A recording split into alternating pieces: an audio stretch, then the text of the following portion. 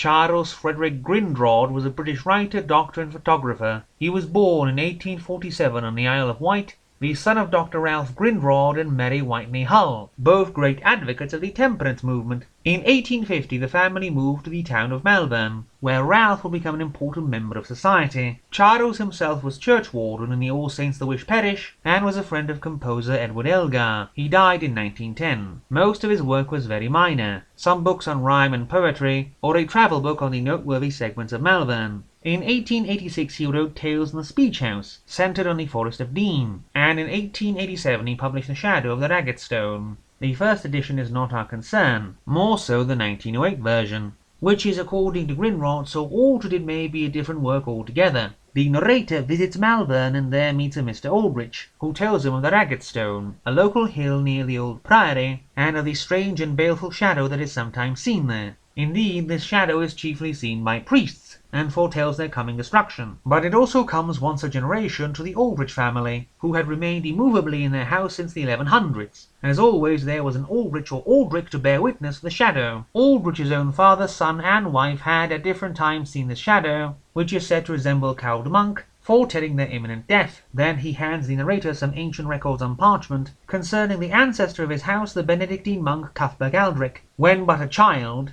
Cuthbert was witness to his father storming in upon his mother concerning a charge of faithlessness, and then instantly running her through with his sword in front of her son. Suffering no consequences beyond a guilty conscience, he sends Cuthbert to the Malvern monastery, where he is forced to take vows, which he grows to hate and which he would do anything to dispose of. Some years later he is riding with his only friend, the timid Father Clement, when he sees a gallant pursuing a young woman through the forest and forcing his attentions on her. So Cuthbert cudgels the man senseless, and this just so happens to be his own half-brother. The lady in question, Rosamond Dunstan, whose father was a friend to his father, is thankful to him and, seeing his hatred of the monastic life, agrees to be his semi-adoptive sister.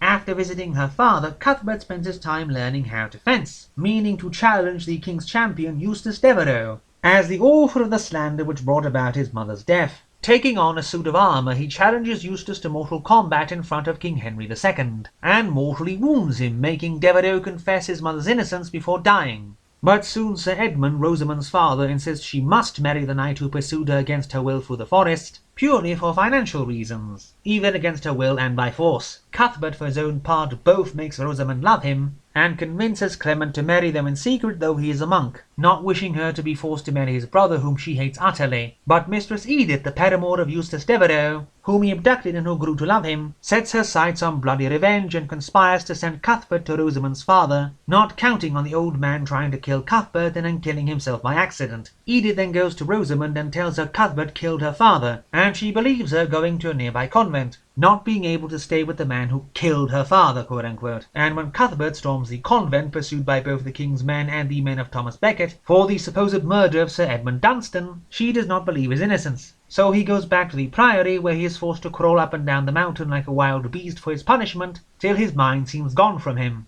On the last day of his punishment, he rises to curse those who had thus wronged him, and a great titanic shadow rises to the heavens and points its ginormous limb at the prior and Thomas Becket, cursing both to imminent death. 'Tis a good, sometimes melancholy work, and though over 500 pages, does not seem over long, except the somewhat lengthy argument between King Henry II and Thomas Becket.